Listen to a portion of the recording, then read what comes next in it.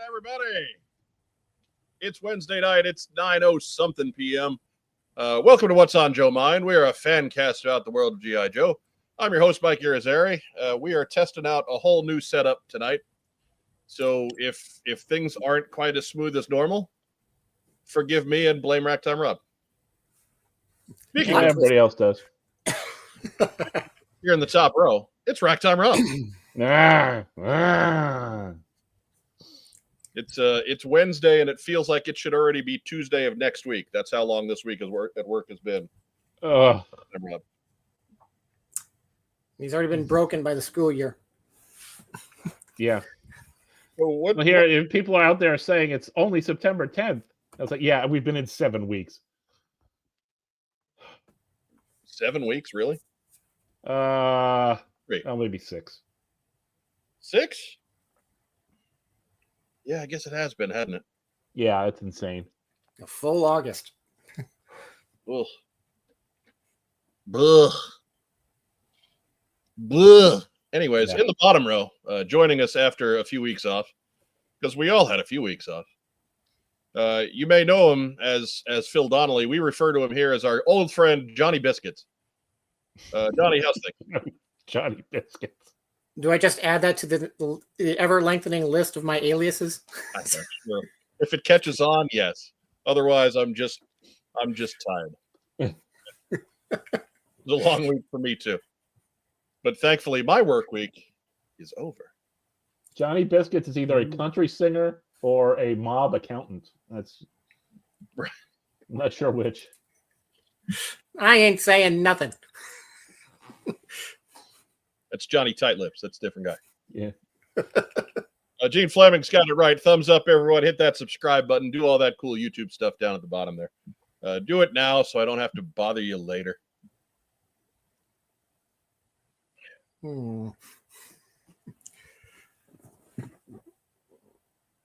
Sorry, going through the live chat comments a little bit there. That's over there somewhere. But, thank you for tuning in, sticking with us after the end of Beastmaster. Little extra commercial break. It was Beastmaster brought to you by Microsoft. So extra commercials, extra long commercials. With Clippy. It's a real throwback. Are we watching Beastmaster the series then? Really declining in quality? Yeah. I mean, saying that Beastmaster the series is somehow has less artistic integrity than Beastmaster the movie means perhaps it's time to clean off your rose-colored glasses. I'm saying you think there's a floor and they found a basement. Saying, maybe your recollection of Beastmaster the movie is a little high. A little rosy. Maybe you're giving it a little too much credit. 1 is still more than 0. I'm just saying. There isn't that much of a difference between 1 and 0, though. It's a matter of degrees, but it's a degree. Perhaps we're thinking a little too much of a pedestal on Beastmaster the movie there. It's really more of a bump in the road.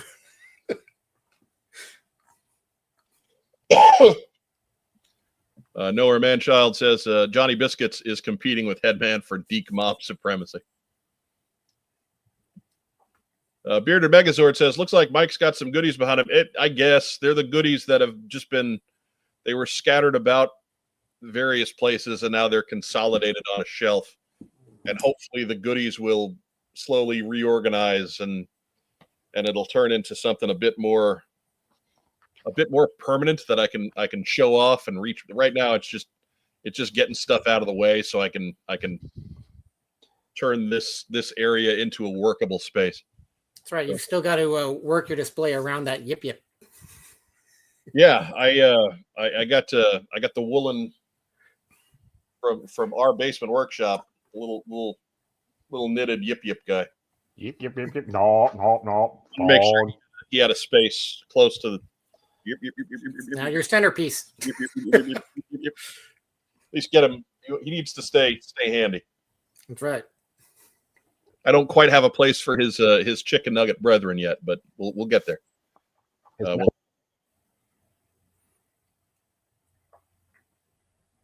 But he's marsupial. I mean, the little chicken nugget guy fits in his mouth, so I could just have it. I could work it like a Halloween costume if I really wanted to. It's a dark ending for our mascot. You can't stop Staff Sergeant C-Nugs. You can only pass him.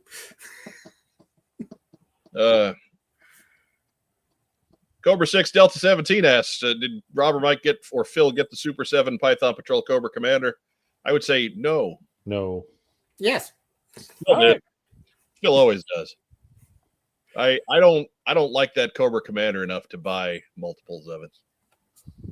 Like, it's fine that I got the one. It's kind of kitschy. I like it because it was, wave 1 of Super 7 and it's the beginning of something, and I don't need to revisit it. Its body is a little weird. It's a little scrawny. Yeah. It's a little scrawny, and then it's got like these giant shoulders. Like, it's got little stick legs and this big torso, and it's an 80s power suit. Yeah, it's that. Did sell used cars. Says, hey everyone, happy Wednesday, and happy Wednesday to you too, Daniel Berry Sports Highlights.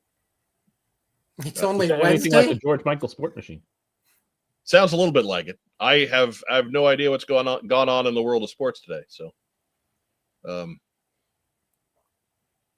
yeah, we need him. We need that guy. He's important today.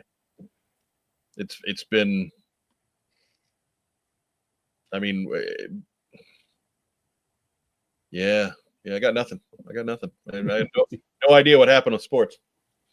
We turned off the Tigers-Yankees game last night before things got ugly. And that was the end of it for me. Just no pickup. Nothing. We watched part of the interruption this afternoon. I was doing slides for the show, so I have no idea what was discussed on the program. Nothing. Well, the top story on Apple News is NFL insiders predict the biggest award winners after week 1. So a whole lot of nothing. So worthless. Yeah. Okay. That right there is enough to crash the app. You're going to predict end season awards after week 1. Jesus Christ. They got a deadline and content machine to feed. Yeah, Daniel Jones is your offensive player of the year. Yeah. Oh. Doug Dello says Monday Night Football permanently scarred him, and it should, because that wasn't good, man. That wasn't good. for a team built, and for all the talk about Caleb Williams, for a team built on the defensive side of the ball, that's not good. That was a bad ending. That was a bad finish. We're gonna try not to do too much football talk today, but it was opening weekend in the NFL last week, so if it's fresh on the brain for Rob and I. Phil doesn't care much about the foosball. I pay attention for the last game of the season, but mostly for the commercials.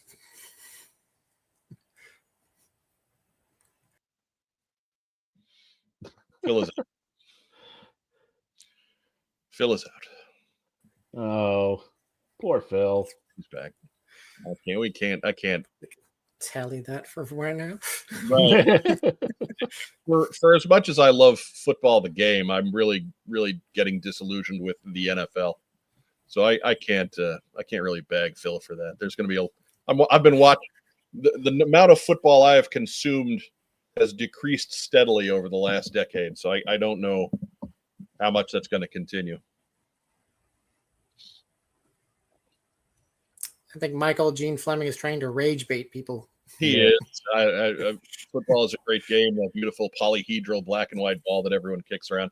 I'm good. I can't be mad at that. He used polyhedral correctly. I can't do that. It's a toy podcast, man. You're going right over the nerds' heads here. I should say buckyball. Nerds understand it. So I guess it's more like geeks. Geeks are like nerds, only their knowledge is useless. Can we bite off live chickens' heads? Like, yeah, nerds are super intelligent people that actually do things, that are important. Well, geeks are what we do. This could be important. Torpedo Mike says, "Egad, Mike is sporting a new." No, Mike just got a haircut.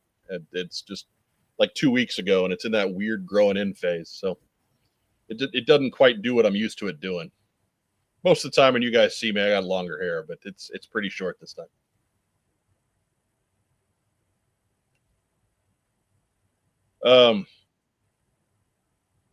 Cobra 6 Delta 17 is asking, so what's the latest G.I. Joe news? Blah, blah, blah, blah, blah. Dude, you're watching the wrong show. There's just not a ton of news. But I suppose it is time for us to hit that news. Yeah, and the mothership was not a HasLab. No, that was Super 7, and that was as much as it would have been cool for that to succeed. Yeah, it didn't have a prayer in the world. Anyways, it's time for the news.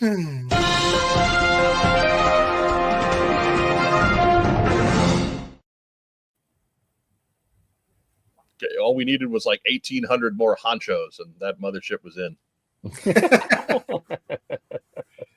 Oh, I wanted to back it. I really did, but taking your money at the start, that was rough. That was rough, and just like the big stretch goal at the end was the O-ring Vipers. That's you can't do that to us. That needs to be there guaranteed to get people to jump in, right? Otherwise, you're just selling them a hubcap with a bunch of 5 POA guys, and that you can't. No.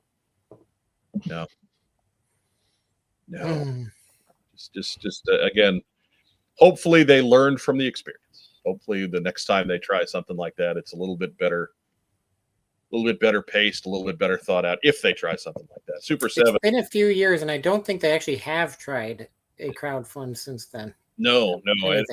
They are a tiny company in relation to Hasbro and Mattel and the like. So it was ambitious, but it was a lot up front for basically a big hubcap.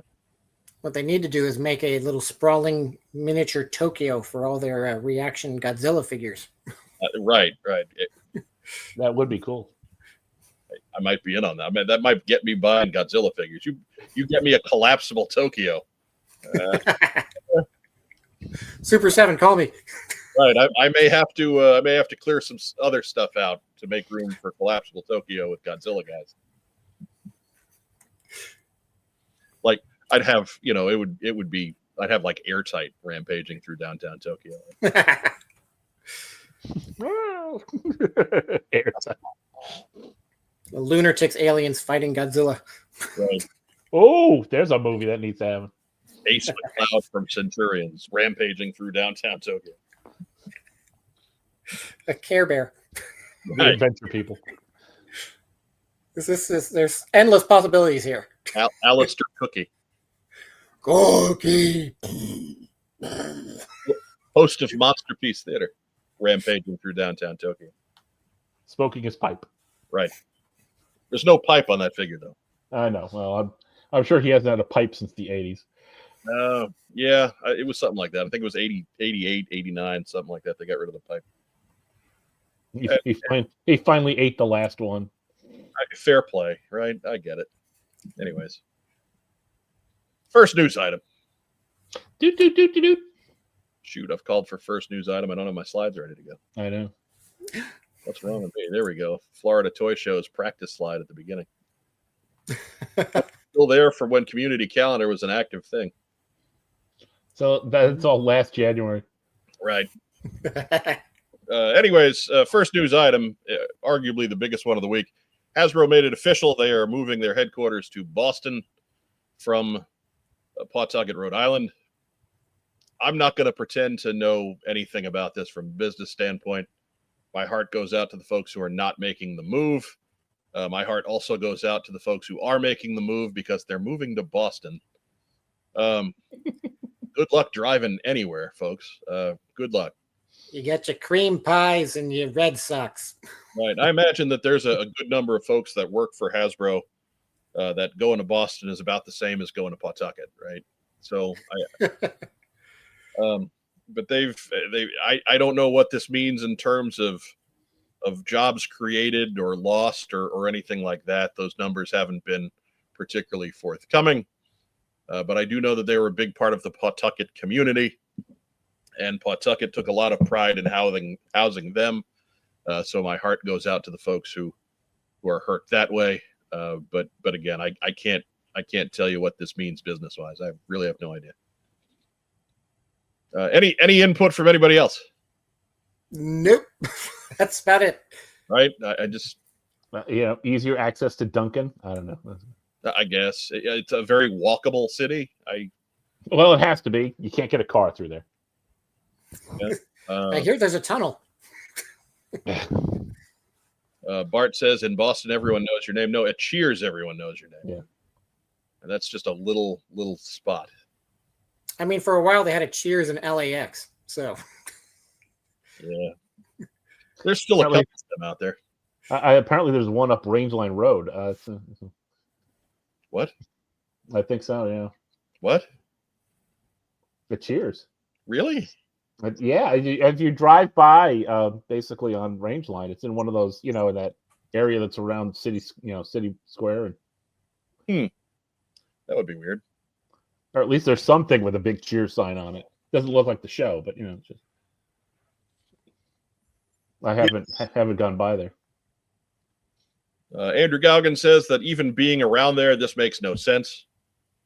Job along in Toy City, it might mean soulless leadership. There's been a lot of. I think I got that already. Yeah, that's already been established. I think to this point,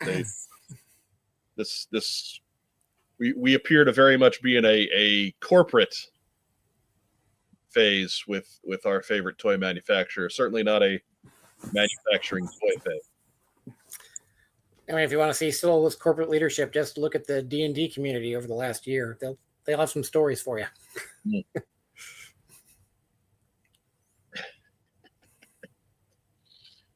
Bart says, I was last in Boston in 1982. It was a crap hole. I almost died 4 times in one weekend. No lie. Side note, we drove to Maine one night and got kicked out of the state by the sheriff. And it's Maine, so there's only one sheriff. Right. Maine is like, what, 4 counties? It's a huge state to be just like 4 counties. Yeah, it's you can fit all the rest of New England combined into it, and yeah, it's just, but there's less people than probably Pawtucket. I wonder if you could fit Maine into one of our counties. Well, I mean, Pawtucket's not a tiny town, and Providence is about 500,000 people, so it's not an insignificant amount of folks within a stone's throw. It's just that, like, driving through Rhode Island, I think we would spend about the same amount of time driving from here to Kokomo. Like, I think that is Rhode Island sized. That's how small it is area wise. I think the state of Rhode Island is about the same size as my county. So. Andrew Gaugan notes that sounds like Bart was the problem. I mean, I don't think Bart was necessarily offering up a different viewpoint on things. I don't think Bart had made any sort of claims otherwise. I think he's good with it. Cooter's Garage says that Maine is full of trees and Sasquatch. Riddled with Sasquatch. I thought that was Oregon. Just loaded with Sasquatch. It's all touching Canada. It's close enough.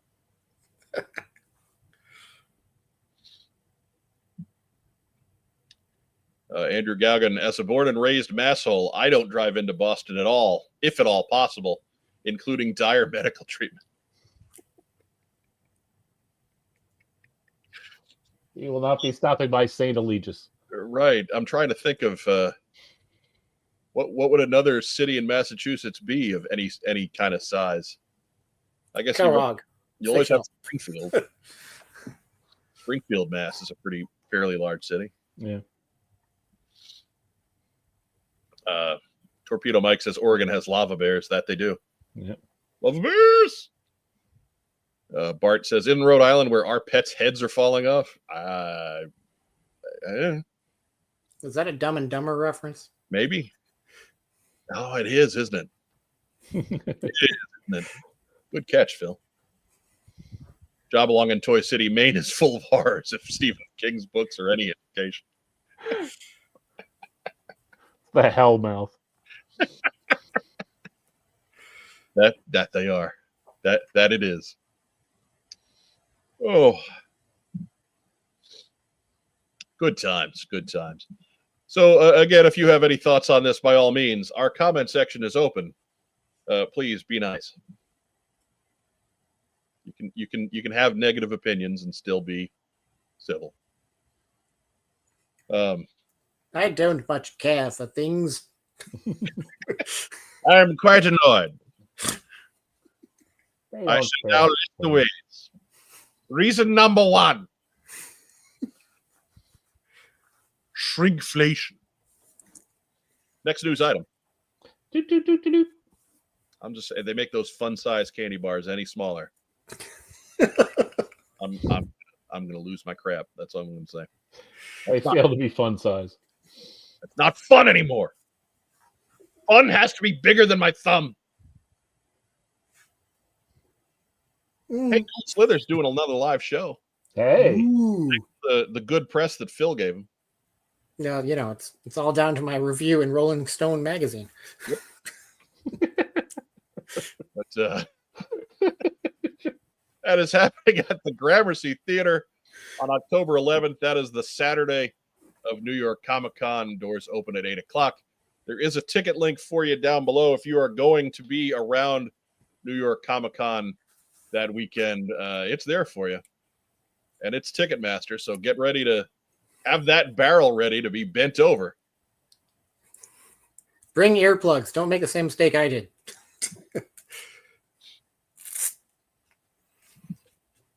Dustin Jeffrey says, now I want to hear some Bend, Oregon reggae horns. Oh, God, you're going to make me find them. I still have PTSD from those reggae horns. The horn's the best part.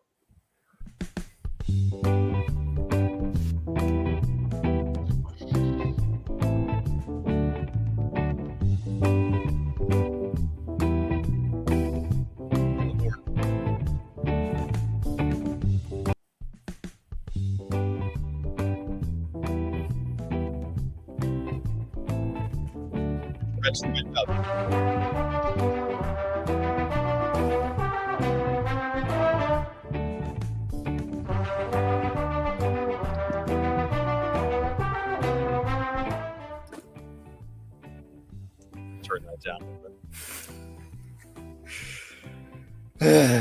bit. Bill doesn't have it ringing in his head for the rest of his life. Come on, aneurysm. Sounds like me during the day today. Jack Nomad says, one has to be bigger than my thumb. Phrasing, oh, I know what it's. One has to be bigger than my thumb. Firefly, I tuned into reggae. I do not regret. That sounds like a dare. Yeah. That's what that No. No.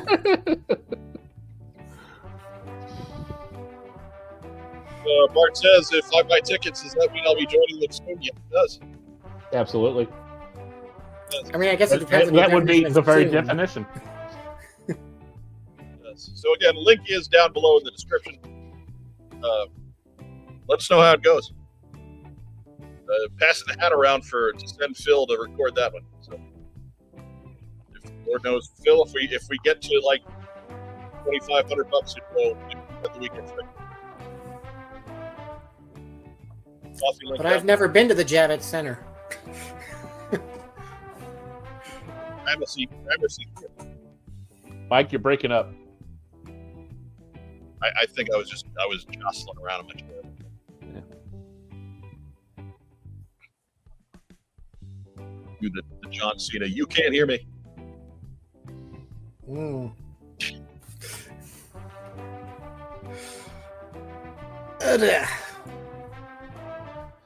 All right. Well, we've been staring at this cold slither thing for a while. Should we move on? Let's let the horns get done. Next news item. Doot, doot, doot, doot, doot. Pay attention, man. Hey, going on Kickstarter now. Our friend Chad, who we saw in our last episode, like 3 weeks ago tonight, launched the 30 and 25 Kickstarter. Going on now. Got off to a good start. I almost have the ability to give you what we're up to. Waiting. Got 2 screens. One of them doesn't want to work. I think the music is killing things. Yeah. I don't know. This started loading long before the music came into play. So I think that's a poor excuse. I think it's just an attempt to get rid of the reggae music. Yeah. Well, get rid of it because it is killing your audio. You were so quiet. I'm working on it. Good.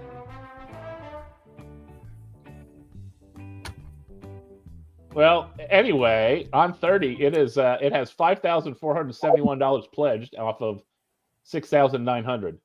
So off to an excellent start. We're into that 25 days to go. That's 75%. Yeah. So still almost a month to go. Lots of time, but by all means, go check this out now. Lock things down. Let's get this finished because once Chad hit 60 backers, he released stretch goals. That's right.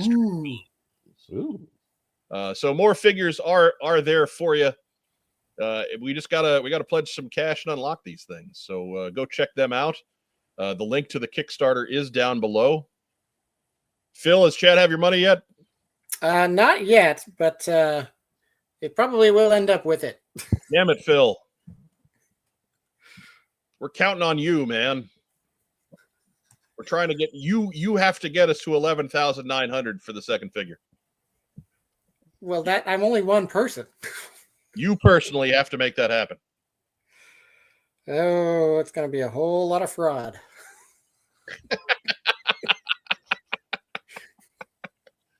I don't know. Do fraudulent funds activate Kickstarter stretch goals? As long as the transaction clears the first time. Oh, hey, that's proud. Yeah, Jobalong in Toy City. He knows. He understands how to do things. He understands format. He knows what we're going for here.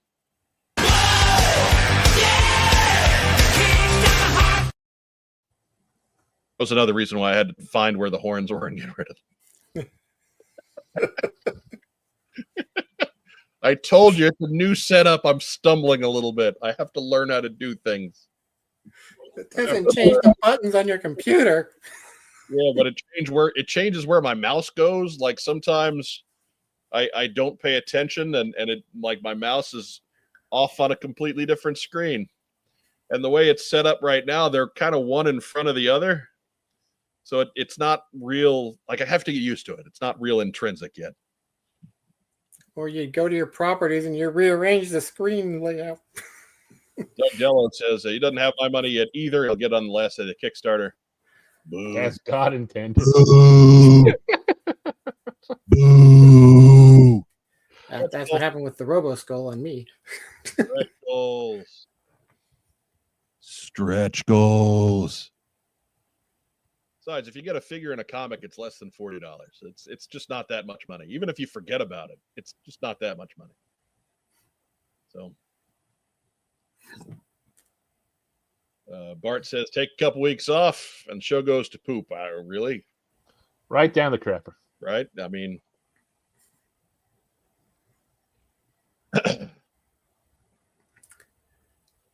well, you get what you pay for, people. That's how Kickstarters work. That's not how Kickstarters work. It's been running for 40 days. You're supposed to pledge over the course of the 40 days.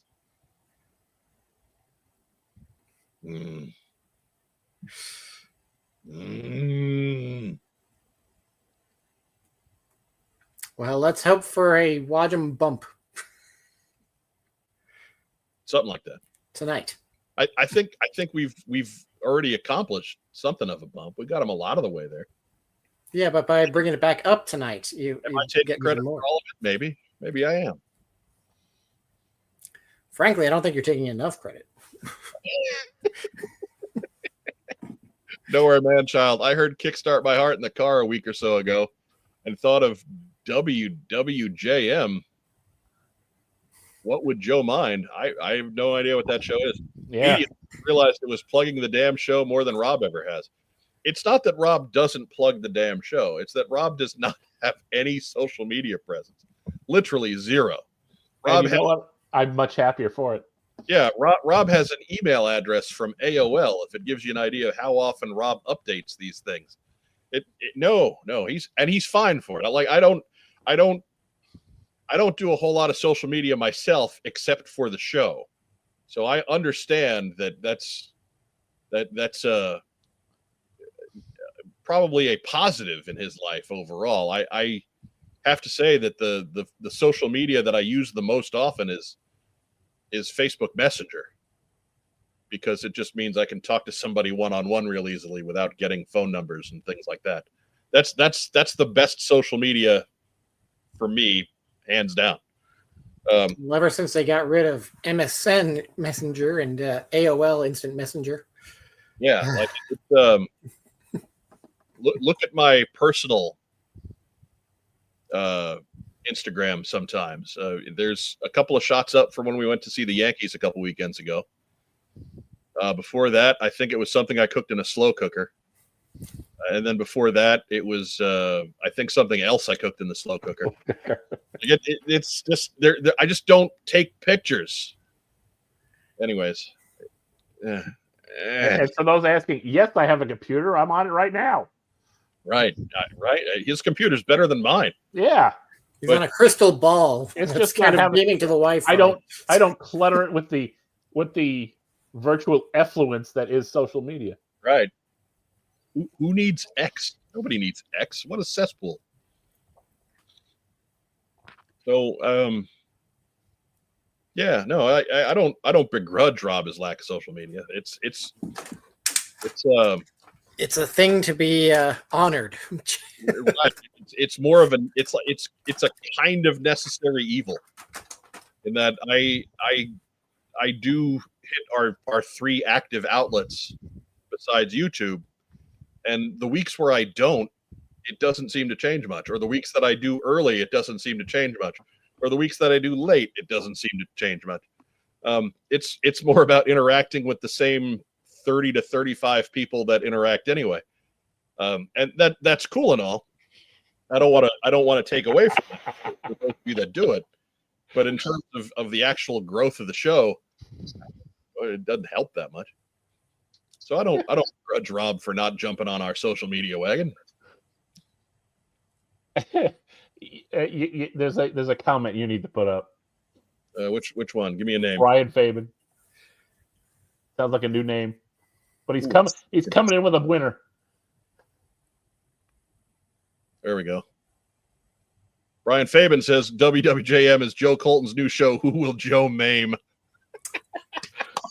I'd make a joke about that, but then I'd end up next on her list. You'd be the premiere episode. Oh, that is a long, long list right now, I'm sure. Rakondo's right at the top. Oh my God. No, he's not even close anymore. That's how bad that is. Yeah, Jabalong and Toy City. Social media was a mistake. Rob knows. Yeah, Rob did know. Rob was on top of that from the beginning. He didn't care. He logged into MySpace once and he was like, no, thank you. Right. Like way back in the day on Facebook, I set up a fan page for Rob. And it attracted all kinds of like family members and friends of family and stuff like that. And people that had no contact with me. But as soon as I saw Rob on Facebook for a fan page, they went nuts. So it like that right there was like I got none of these people, none of this extended family, none of these family friends reached out to me and said, "Oh, hey, Mike's here too." Not a one. Nope. You were a little hurt because one of them was your mom. No. It's thankfully, if there's one good thing about Mom having passed on years and years ago, it's that she did not see the hellscape that social media reduced us to. Yeah. So, But our stepmom, our Sharon, is a regular contributor to the What's on Joe Mind page. She's in there. But that's as close as we come. Okay. It's I like that. We may have to shoot that over to Joe Colton. Little Joe memes. Little Joe man. T-shirt.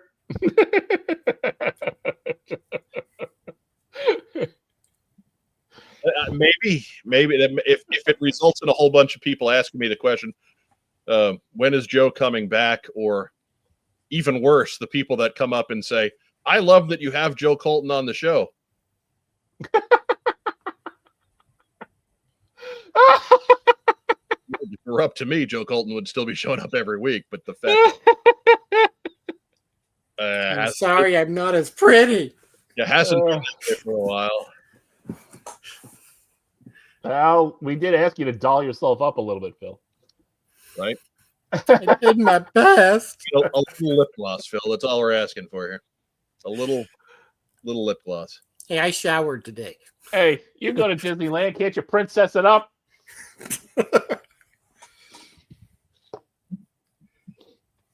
Yeah. Cobra 6 Delta 17 says you get great deals on Facebook Marketplace. Yeah. I get great deals on other things too. Right. The great deals on Facebook Marketplace generally involve having to meet these people in person. At which point I'm kind of out. Right? We're out. I need to leave my house. Well, it's not that, right? Like I go out all the time. Just I don't buy a whole lot from Amazon and things. I like running errands. I like having the things to do to get out of here. Especially working from home the way I do. I look for excuses to get out of the house. But buying something from somebody like that, it's like you're at a flea market that there's only two people for, and you're usually in a parking lot that there's nobody. Like if this person pulls a gun on you and just makes off with your cash, you're probably going to wind up broke and injured. And there's nobody around. Like I did Facebook Marketplace, I think 3 times. Once was during COVID, where they left. It's how I bought my PlayStation 2. I had a bunch of PlayStation 2 games. I had no PlayStation 2. Somebody was selling a cheap PlayStation 2. I bought it on Facebook Marketplace. They put it on their porch. I left an envelope full of cash, slid it through their little mail slot on the door. Everything worked. Everything was great. So check mark number 1 for Facebook Marketplace. Good on you, Afton, Missouri. But then the second one, I was unloading some of my old Star Wars stuff, and that was terrifying. That was absolutely terrifying. Just oh. To meet in front of the abandoned Blockbuster on Route 7. It was in front of again, this is during COVID, but it's out in front of a Target. Nobody is shopping at Target. It's COVID. It's out in the far end of the parking lot, and it's like 10 in the morning, and it's it would just no. I mean, I was just getting anxiety over nothing. But this dude looked like somebody who would just club me. Like he was big enough. I'm a big person, right? I'm 6'1", 300 pounds. I'm a big dude. And this guy could have just struck me over the back of the head, thrown me over his shoulder into the back of the truck, and nobody would have known a damn thing. He was just a ginormous man. And if he had decided just in that day to mash his gorilla fist into my face and take everything on my person and dump me in a ditch somewhere, he could have done it with no witnesses. And that ended Facebook Marketplace for me right there. I was, nope. We're going to do it all over the mail. Getting screwed over by eBay once in a blue moon is better than that. We're just doing it all by the mail.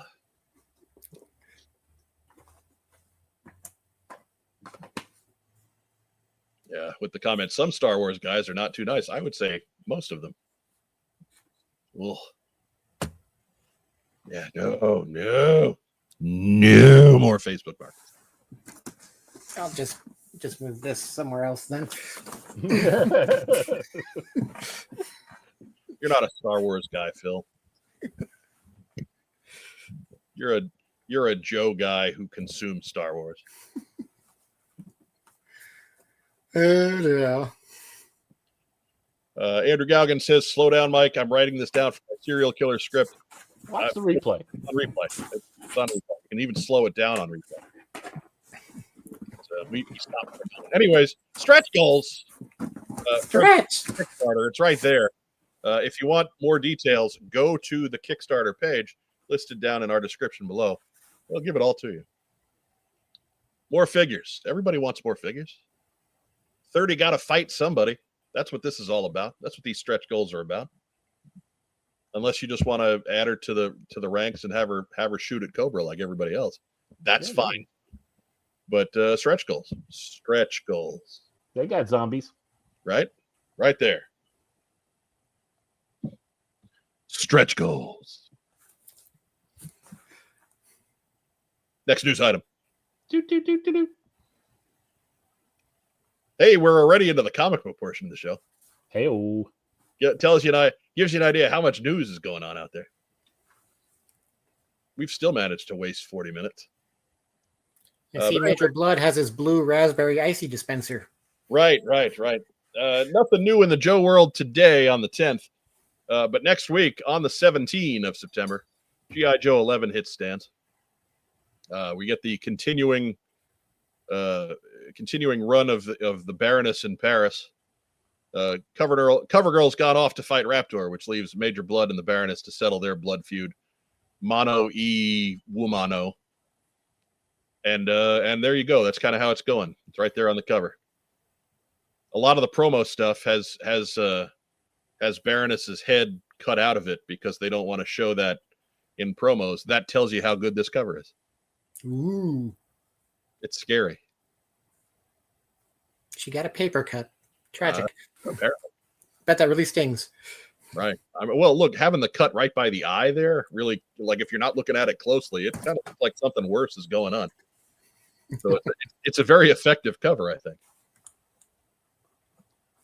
But again, excellent book going on right now, written by Joshua Williamson, pencils by Andrea Milana and Lee Loffridge.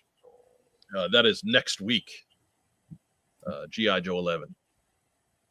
Rock Time Rob, what do you think? I got nothing. About the book going. Oh, yes, I like it. Yeah. Right. I kind of left you out there in no man's land. I apologize. Phil, finally. I'll be getting it. How much have you read, Phil? What are you up to reading wise? I'm currently reading The New Mutants for the first time. Oh, God. Ugh. Yeah. I mean, it was good for a little bit. Then it spiraled off quickly. I'm only on issue 3, so it's still the Claremont years. into the textbook terribleness of 90s mutant books. Well, by the time the 90s rolled around, it was X-Force and truly horrific. Yeah, I'm not planning to read X-Force, so. Phil, all Liefeldy. Phil defending himself on what he does with his free time. Issue 3 is isn't Professor X still a brood by that point? Yes, actually, he's tormenting Danny. Oh, we lost Mike. Fascinating. He dislikes the New Mutant so much I broke his camera. I'm fixing something on the desk. Oh well. And I just, people don't need to see all that crap. It's like old time radio. This is old time radio. Radio. See, now we're better. See, now video has killed the radio star. Right. I just got 100 times less attractive.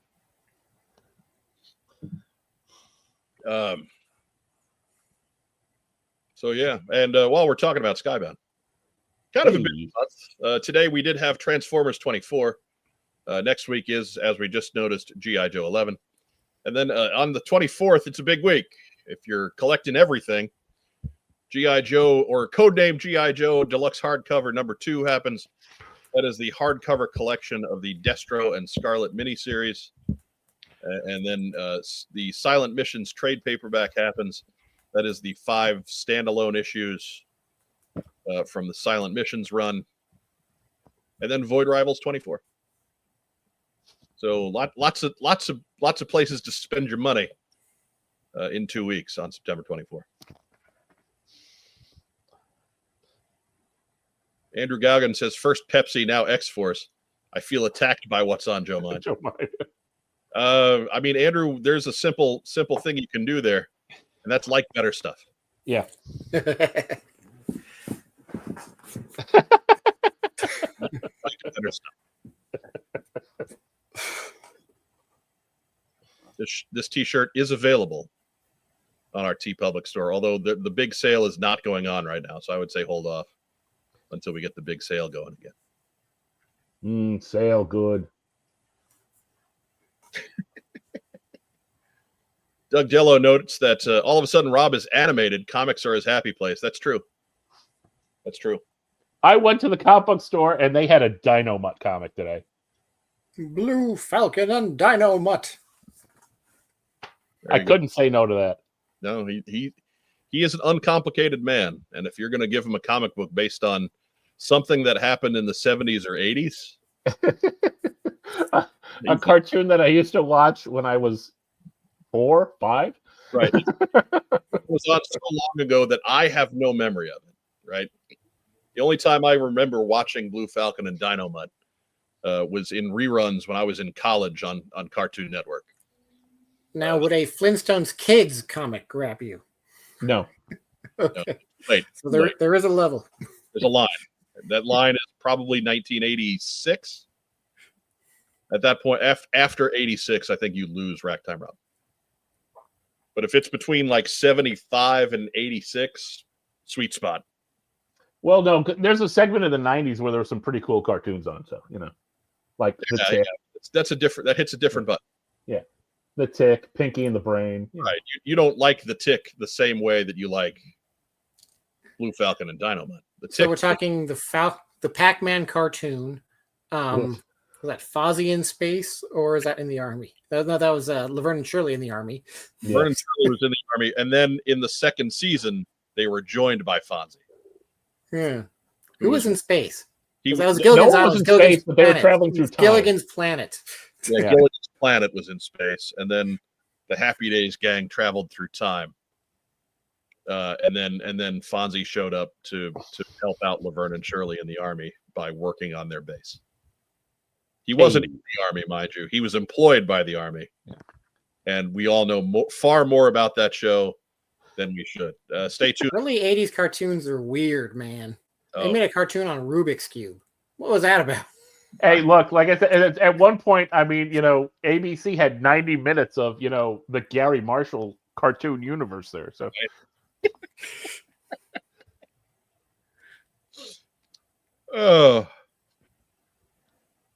Oh my God! They had Happy Days cartoon, a Laverne and Shirley, and Mork and Mindy. Lots of Gary. He was just look, man. There was nothing Gary Marshall wouldn't try and sell you back then. That was part of the joy of the man. Yeah. I used to love it when he'd show up as the head of the network on Murphy Brown. Oh, he was fantastic. Right? Oh, gosh. You still almost expect him to do it in a Happy Days T-shirt. Right? Yeah. Hey, everybody! I'm still selling Happy Days. Remember Fonzie? Hey! And he put together an all-pro women's baseball league. Yeah. I don't like Potsy, though. I'm sorry about Potsy. Potsy. Nice kid, that Anson Williams, though. I told him to get into directing, and he did, and look at him today. He had a fine career directing in television. Yeah. No slam to Anson Williams, no slam to Potsy. But his acting career was pretty well Potsy. Yeah. And a few assorted appearances on the Gong Show, and it was time to get behind the camera. Yeah, I don't think he even had the opportunity to murder somebody or be murdered on Murder She Wrote or something. No, he was never involved in a murder with J.B. Fletcher, which is too bad. I think that's even Donnie Most got that. Yeah, that or been a henchman on Heart to Heart or something. Now I'm just thinking of a crossover between Happy Days and Columbo. Oh. That's too much icon for one screen, Phil. Oh God, my head would explode. Just one more thing. You say this motorcycle jumped over a shark tank. and furthermore, that would have been a rare opportunity to have for Fonzie to share the screen with another leading man who was shorter than him. That was difficult. Henry Winkler is not tall. No.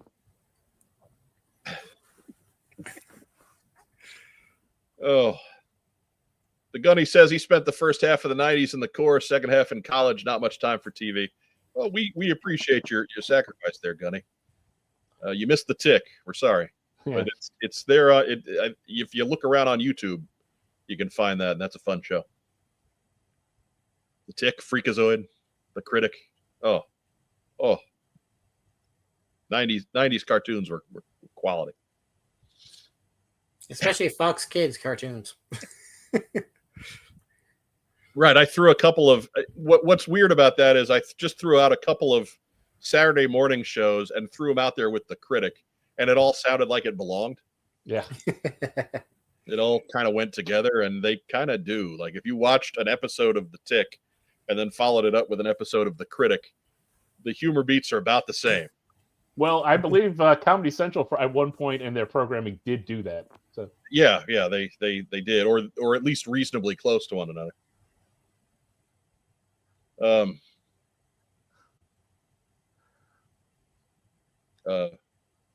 Bart questioning the validity of The Critic. Sarah, oh, Bart, that is incorrect. The Critic was incredible. They keep talking about bringing it back. I don't need that to happen. They did bring it back for some online. Yeah, that was weird, but yeah, it was no good because it was basically Lovitz and a bunch of folks that we just were getting introduced to for the first time, right? But you need Doris, you need Duke, and obviously those actors have both passed, so they're not coming back. Couple of B's for the road. Yeah. It was 20 episodes of brilliance, and it's just time to move on.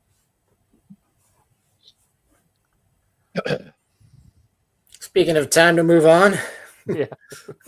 Gene Fleming says, interesting trivia. Happy Days went on for 5 more years after the infamous shark jump. I think it was longer than that. Even longer if you count the animated series. No, I think the animated show was concurrent. Yeah, it was there at the end, but I think Happy Days outlasted it. Yeah. Happy Days, live action Happy Days ran until 85, and the cartoon was long gone by that point. When you have the Fonz as a teacher at the high school he went to, something's gone wrong.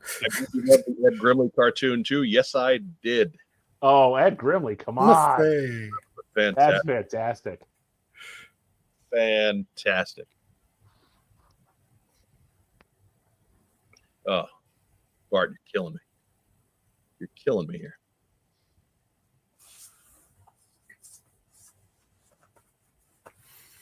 Anyways, moving on. Next news item.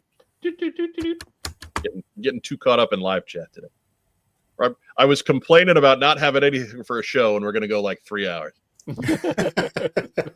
Go down below. You see the GoFundMe link for our friend Roger Taft. Roger's had some issues in recent years with shingles and eye infections and things like that. He needs some surgery to get his vision right. It can be done, but we got to help him out. So we need to visit the 3rd largest health insurer in America. I keep saying that, hoping it gets less depressing, and it just doesn't. But anyways, head over to Roger's GoFundMe campaign. Let's help the guy out. He's a frequent guest and contributor on our program. He's one of the publishers of the After Action Report book series. He's certainly done plenty for our community. So if you can scrape up $5, $10, $20 for Roger, that's a big help on that end. So, yeah, there it is. The link is down below. Let's help Roger out. While we're at it, we also have Jamie Sullivan's GoFundMe down below. His foot surgery is scheduled, and that's going to happen. But you know, there's still expenses. There's still other things. They still haven't reached their goal, so they're going to come up short. They're still spending thousands of dollars to just for Jamie to have the honor of having 2 feet. And again, if this isn't to your liking, by all means, great. We don't need those comments in the live chat. Just not necessary. We're trying to be positive here. We're trying to drum up some support. If you have a spare $1 or $2 or $5, visit the GoFundMe campaigns that we have in our description section below. And then lastly, Diana Davis of the Skybound staff, again, a regular guest and contributor of the show, still swimming in all kinds of vet bills from a scare with her pooch. And so, yeah.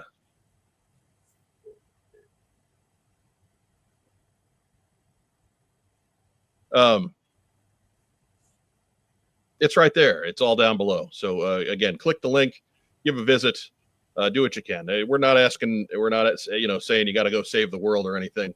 But if you got $1, if you got $2 or $5, just any little bit helps. It all adds up. It all going to a great place. So help out our friends who tend to be the type who have already provided you guys with lots of fun and entertainment over the years. Next news item. You got a crusty nose. You got a crusty little nose. Hey, you need some news. Surveillance Port will get you hooked up on some daily news. Just give them a visit, surveillance-port.com. Why you pick the Cobra set that's the toughest to spell? I don't know. But that's what they did. So, just pause this, maybe take a screenshot, and then you can save it for later. But Eric's real good about spreading the wealth amongst folks who've got reviews and leaked photos and things like that. So if that tickles your fancy, I know we don't do a ton with that sort of thing here, but you can trust Eric. He's been on the show before. We know Eric. We love Eric. He picked Surveillance Port because Cobra didn't have a toy that had reconnaissance in it. Makes more sense than rifle range. I mean, reconnoiter post. Right. Anyways, Jabberlong in Toy City, he's got it figured. Friends helping friends, that's the takeaway. Yes, that's it. Next news item. Hey. Remember Chonky Tank Kitty and his Meowler Tank, brought to you by the GIJoe 3D Printing Podcast. Be sure to join Mike and Mark and Artwan, usually on Sundays when they get together. Regardless of your skill level with the 3D printer, they've got a show for you. They're real good at breaking things down and making it very simple so that even somebody who knows nothing about 3D printing can still follow along with most of the stuff that goes on in their show. And I'm sure if I had a 3D printer, then I would actually know questions to ask to get those answered as well. So again, regardless of your skill, check them out. We are linked up with them on our channel page. And give them a subscribe. And that's it for the news.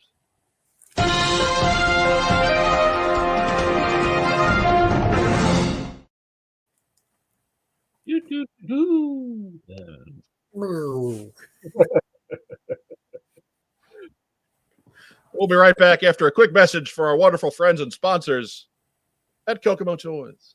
We buy, sell, and trade vintage and modern toys. GIJoe, Star Wars, Transformers, Marvel, DC, and more. Located in beautiful downtown Kokomo, Indiana, we are open every Wednesday through Saturday from 12 to 5. It's a theme park of nostalgia. Join the thousands of people who have traveled from all over the Midwest for over a decade to buy and sell with us. Get your geek on. That's right. I got to go to Kokomo maybe a week and a half ago. I brought the mayor some donuts. Brought the boss some donuts too. Did you bring apple fritter? Yeah. Oh, of course. They show up with no apple fritters. I've got all of them hooked on the apple fritters. Yeah. What about bear claws? So there are no bear claws. The place he's getting donuts from lately. I mean, the donuts are pretty good, but the apple fritter is like, oh my god. Yeah, that's the best apple fritter I've ever had. And like they see the box and that's what they ask for. It's like, did you get apple fritters? Yeah, I got apple fritters. He's just gonna go up there with the box So with you all apple trained them fritters. in a Pavlovian response to a donut box.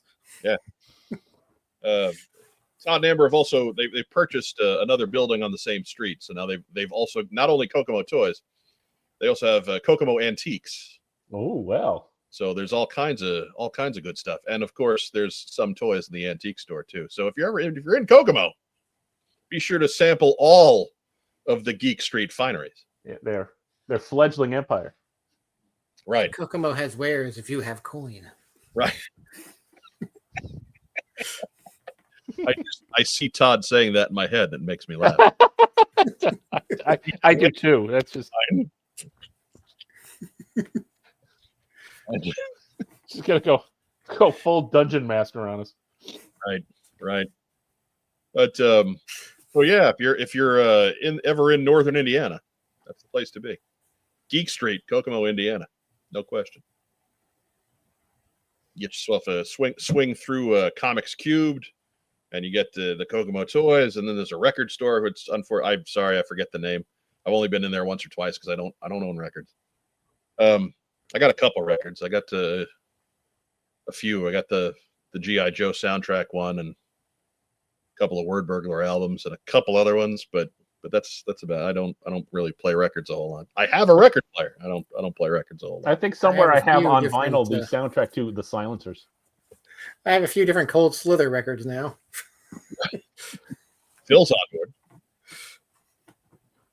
But and then Kokomo Antiques. And suddenly you're out of money. Yeah. Oh, Charlie's got us. There we go. Charlie, on the staff at Kokomo Toys. Outhouse Records. Hope they air out the place.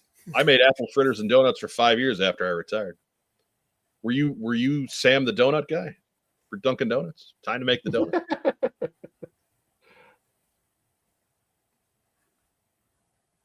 Gene Fleming, we're hoping to swing by Kokomo on our way to assembly required, so I better go on to bed so I can go to work in the morning and earn more money. Night, y'all. Good. We appreciate you, Gene. Thank you for stopping in. Your dad will fill you in. You can watch the rest on the way out. Besides, now we're just going to talk about dumb stuff. So We talked about GIJoe for an hour. That was about it. Steve Young wants the record player. Can I bring over my Neil Diamond records? Absolutely. Neil Diamond plays in this house. Bring over a little Hot August Nights. Right.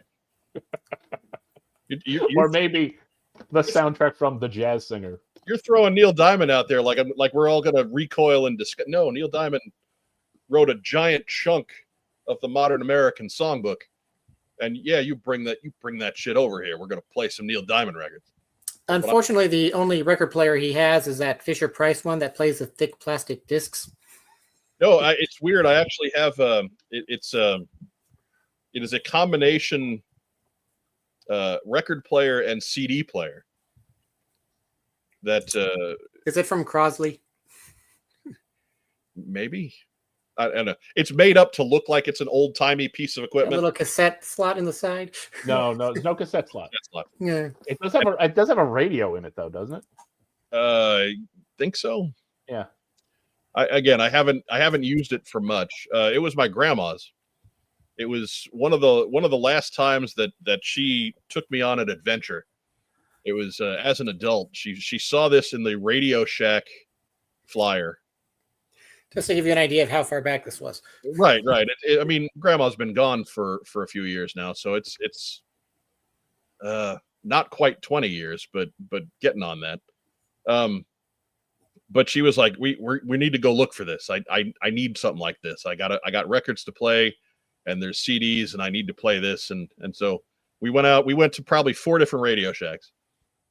Absolutely nowhere to be found. So we just kind of started going to wherever might have something similar to this. And then I think we found it we tried a couple of Targets and a couple of Walmarts, and then finally some Radio Shack that we didn't know about stumbled into it, had one.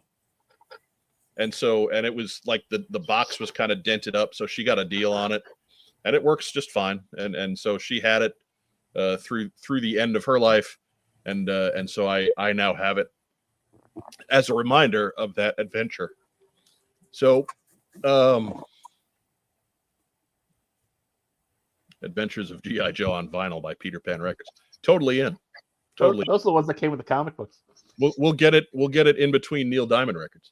Yeah. Unfortunately, it's Adventure Team. So you know what? I'm pretty sure I could find that somewhere on YouTube to listen to it. Right. Because I actually have found like some of the old Batman ones. Yeah, the hard one to find is the composite. That's all of them, but with like a cover from G.I. Joe #1 Marvel Comics looking thing. When we were growing up, we had a couple of those Batman ones on cassette, and a couple of them on record too. But I always remember there's one with him working with Scotland Yard.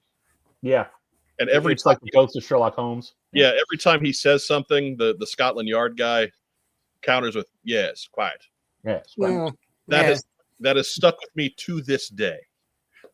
Anytime I'm doing an impression of a stuffy British person. Yes, right. Every time. So yeah, those things, they mean something. Anyhow, let's get to tonight's main event. We promised you low risk, opinionated discussion, and we're going to bring it to you. That's right. It's the What's on Joe Mind top 5 unmade G.I. Joe classifieds. I don't have any kind of media type music hit to throw in here, so it's just going to be some more bad words.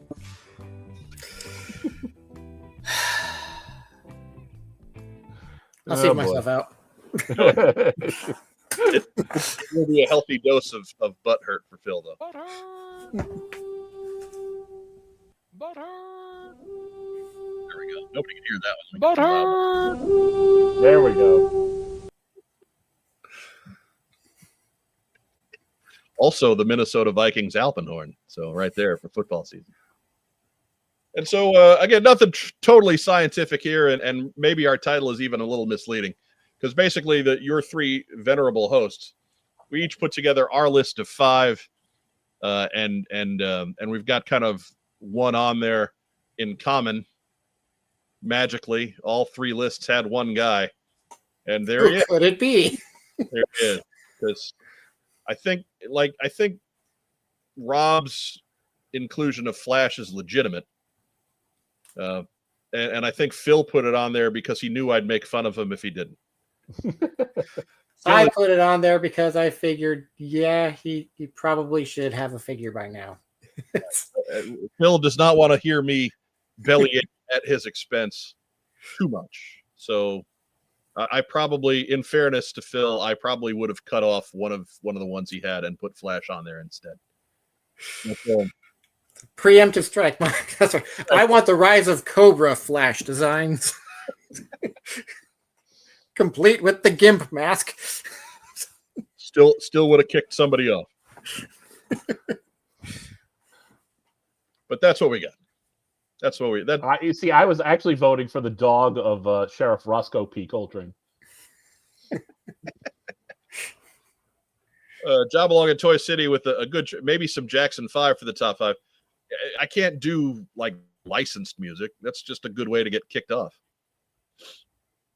Or 5 seconds of it. Maybe get the beginning of I Want Your Back, something that's real distinctive like that. Maybe, I don't know. But anyways, I wasn't thinking that hard about it. It's a segment that came to life on Monday. So the fact that I even got slides together for Wednesday is impressive enough on its own. Greg Augustin already on the Jackson 5 train. Nice Forcito. I would say that belongs in the big boy comments down below. Give us your lists, but give it to us down in the comments section. Let's show the folks on YouTube that we know how to algorithm. And followed, of course, by Tiger Force Germain. Right. While you're down there, of course, hit the thumbs up and hit the like button, because if you're still with us at this point, you must like us a little, right? Subscribe, for God's sake. Phil almost has as many subscribers as we do. We are almost the little brother to Phil. Are you?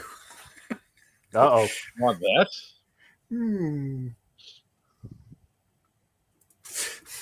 Terry Hawkins asked, would Queen's Flash Gordon theme be too on the nose? No, it'd be all right. But there again, licensed music. Yeah. We try to stay. I just fought that fight with the Spotify people. I don't want to go back and fight it again. What is Articulated Points up to, Phil? Let me give you a live count here. 17. 14. Right. I mean, it's really close. I feel like we've had a big hand in that, so I'm not like worried about it. Doug Dello looking to even the score here. Thanks, Doug. Doug Dello, dirty pool. That is not necessary, sir. Torpedo Mike says Tiger Force Toll Booth, or this is bollocks. Tiger Force Toll Booth didn't make the list. We kind of kept it to more legit. Tiger Force Toll Booth, of course, is the honorary 6th one on the list. But he goes without saying. Legit, right? For all the joking about Flash, he is a character that I desperately would like to see as a classified, and I know Rob would as well, and I know Phil has on his list just to avoid the mockery. So it's a legitimate entry on all three. But Tiger Force Toll Booth, that's just a sentimental favorite. That's just Uncle Mike being silly. Regular Tiger Force Toll Booth when we get Tiger Force Robo Joe. But regular Toll Booth would be okay. I'd be all right with that. But we'll start off. We finish our YMCA. We'll start off with Phil.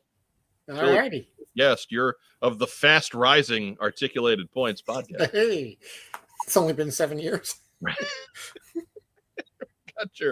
We got your list up on the screen now, Phil. We got Hydra Viper, and then of course Sergeant Anthony Gambello, then Fast Draw, Crimson Guard Immortal, and Rocky. Yes. And let me just I know you have a bit to say about Rocky, so we'll save that for a second. Crimson Guard Immortal is a good pick.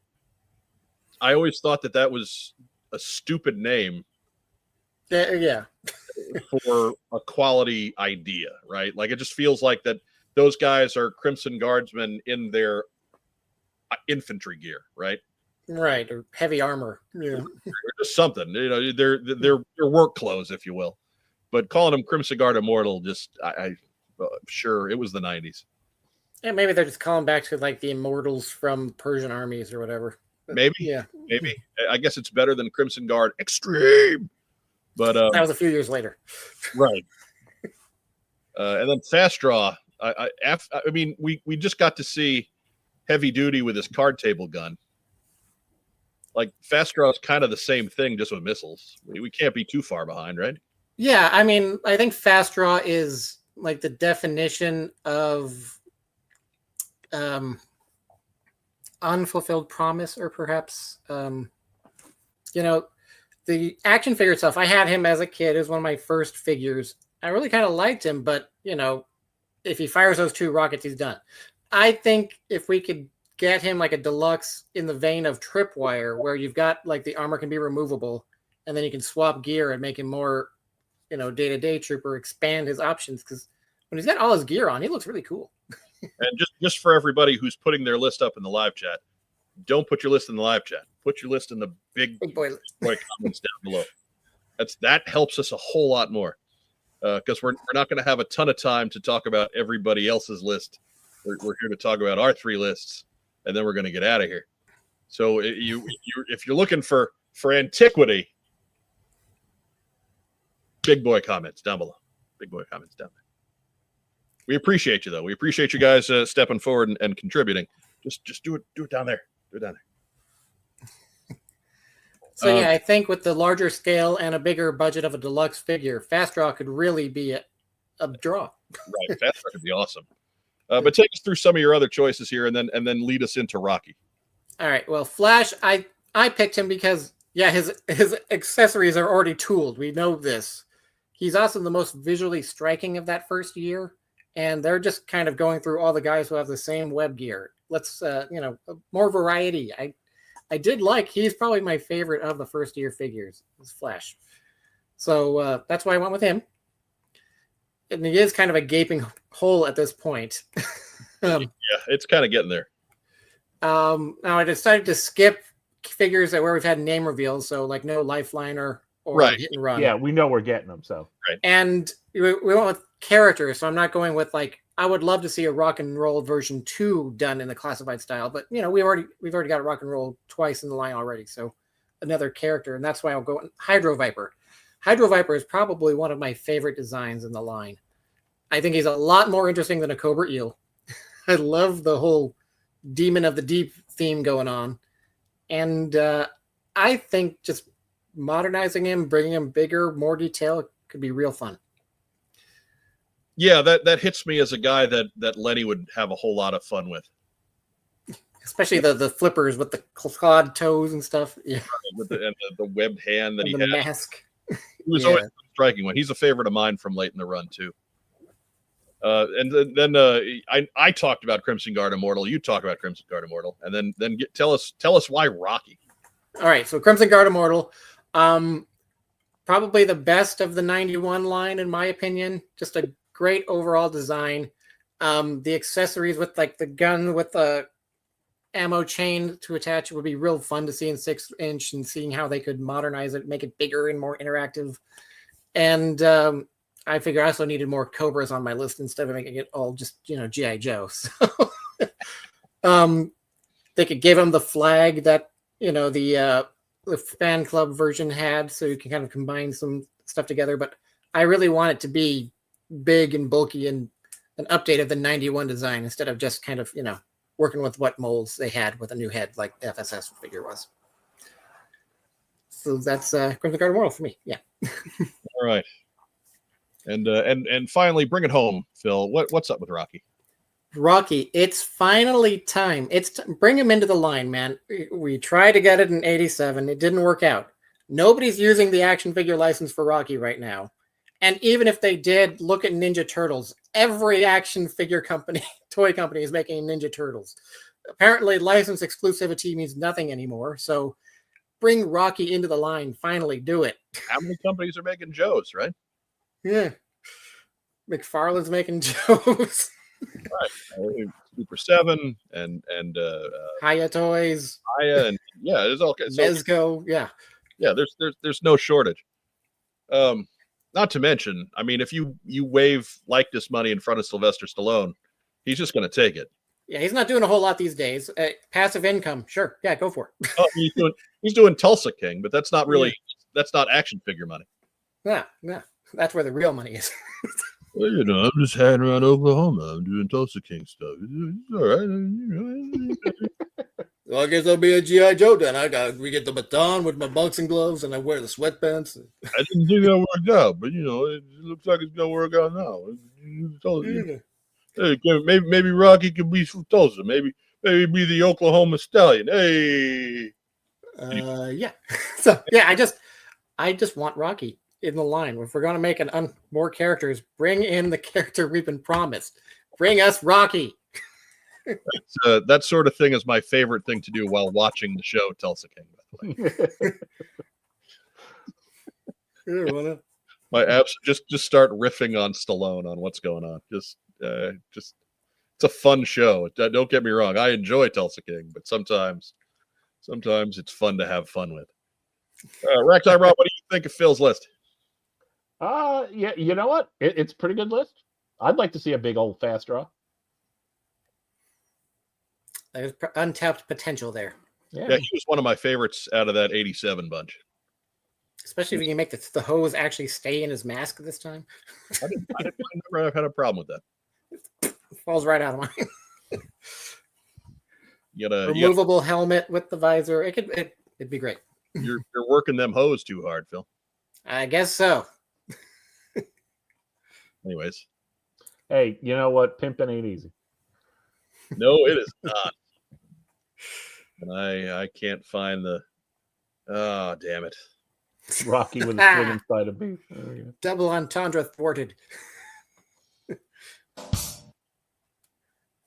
we go. There, finally found where the mouse was to click the rim shot button. There we go. Have I mentioned that the setup is new this week? It's different. It's totally. I'm sitting on a folding chair.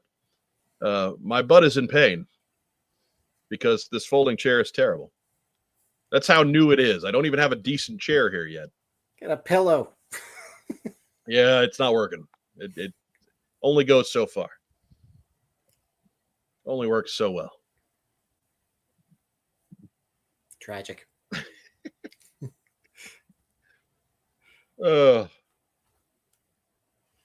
Cooter's Garage, rather. Rocky with a swinging side of beef. And I see people making memes with shipwreck and meat. The meat. Rock, a swinging side of beef. So Paulie. Anyway. Right. Torpedo 83 also notes that the What's on Joe Mind store has pillows. Yeah, I know. I don't get those for any less than you guys do, right? Because it's all outsourced. It's all third party. I got to pay full retail on those, so I'm waiting for the sale like everybody else is. I don't get freebies. What I do have, though,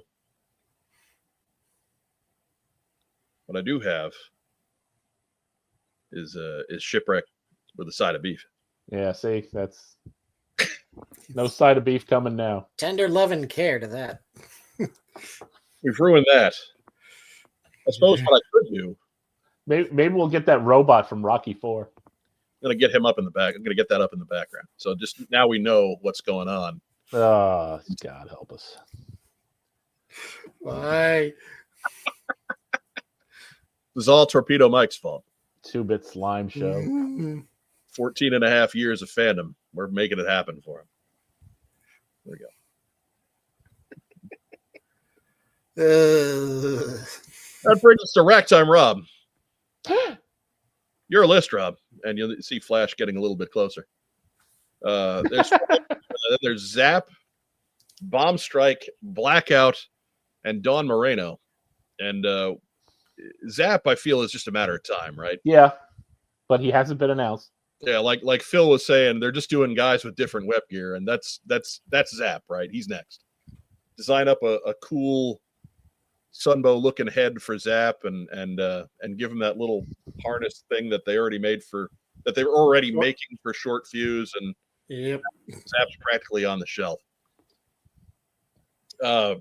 Bomb Strike and Blackout were interesting, and I even said to you when you gave me the list that you were, no love for Barrel Roll, but yeah.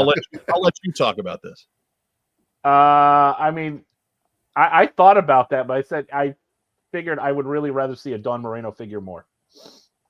Right, but why Bomb Strike and Blackout, Rob? Out of the characters that got introduced, based past the prime run of the toy line, it came in later. I felt that they were two of the more interesting characters. So I wanted to inject a little, new meat, fresh blood in there, because we haven't had a lot of that. We've had a little bit with Helix and Kamakura and Shadow Tracker, but I'd like to work in a little bit more. Yeah, Bomb Strike hits me as kind of a glaring omission at this point, to be honest. Yeah. She's been a big enough deal in the comic for a long enough time, going back to, Devil's Due. She got the rare carryover treatment. Blackout, for me, hit or miss. Cobra. I think he'd be interesting as a figure. Right. I would be interested to see what they can do with him. He just hits me as he's a little stock for me. Like he's a little kind of generic. I think it would work if it was a barrel roll blackout 2-pack. Yeah, like oh look, Blackout. The Cobra's got a sniper. He's a guy in all black and he carries a mean looking gun. Okay, that's fine. So, yeah, but he had that silver trim and stuff like that in places too. So I thought it really kind of popped there. I would just have to see what they did with him. Right. That's it. That's if you like him, great. That's fine. I'm not saying you shouldn't, but for me, that would be one I'd have to wait and see. I have full confidence in their ability to pull off a good design. And then finally, talk a little more at length. They got Dawn Marino highlighted there. Why Dawn Marino? I think she's been the biggest character to get introduced lately that there's been just no media in. She's a big presence in the comics right now. Certainly in the last 5 years, she's probably the biggest so I'm just surprised, that they haven't hit while the iron's been hot. So. Yeah, it is shocking that Dawn Moreno has not been represented in figure form anywhere. Right? There's that one kind of cheesecakey statue. Yeah, and that's it. That's it. That's the whole ball of wax there.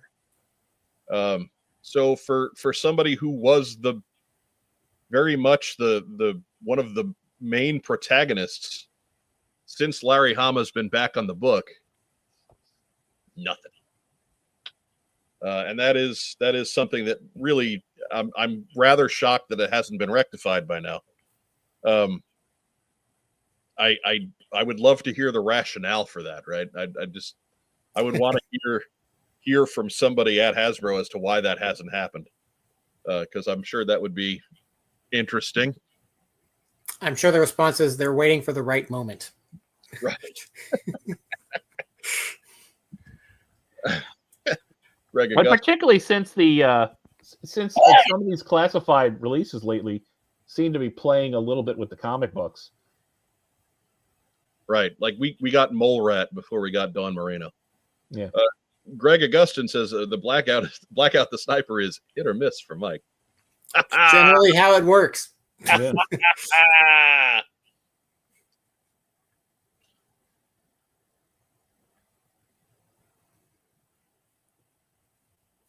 Mike King 91 says I would love to see some of the Energon Universe comics Joe's get figures. Yeah, that would be cool too. I think those are coming.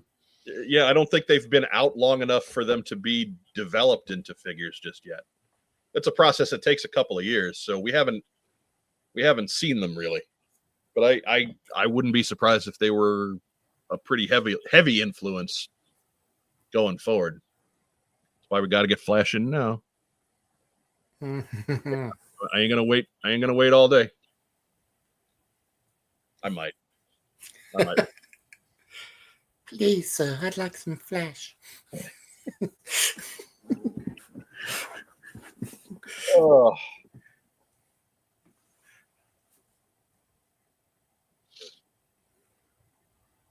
Noah Manchild, we won't get her until we first get her twin Dusk Moreno. That's terrible. Boo! Boo this man. Minutes in the penalty box.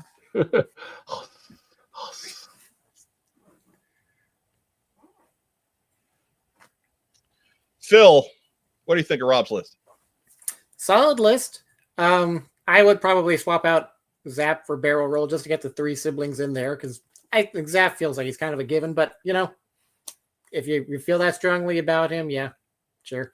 Remember, Zap debuted in 1982, which is established in Rob's wheelhouse. Yeah. So, and I want to see him with the mustache. Yeah.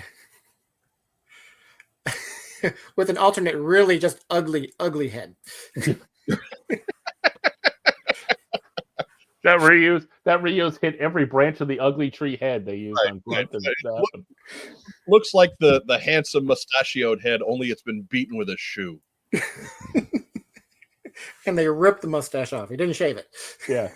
Greg so the original Falcon head, but Greg Augustin showing us all what real joke writing is. Rob stalled on Barrel. Yes, sir. And yes, Don Moreno, good choice. Yes, I would We'll agree with zap that. them with alternate heads but no thumbs. Yes, of alternate thumbless hands. Yeah, thumbless cracking plaster He hands. comes with break apart action. Press the right button and he explodes. Shatters like a Christmas tree ornament. You get Zap in a special 4-pack with Ric Flair, Arn Anderson, and Ole. With four, just hold no thumbs, just 4 fingers. Anyways.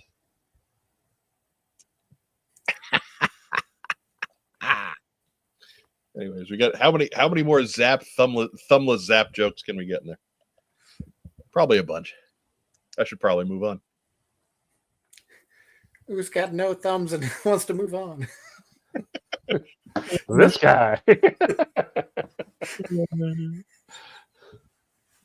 Man, can you imagine no thumbs? That would be worse. Be the worst. Absolutely the worst. I know. Anyways, Now you feel for raccoons. Be like the alien on the alien invasion from the old Dick Van Dyke show. but raccoons Thumbs fall off, eyes in the back of your head, craving walnuts. raccoons have creepy little thumbs. That's It's true. They're just not very good at them. not as quite as cool as our thumbs, but they're there. They're using those thumbs to break into Cybertrucks.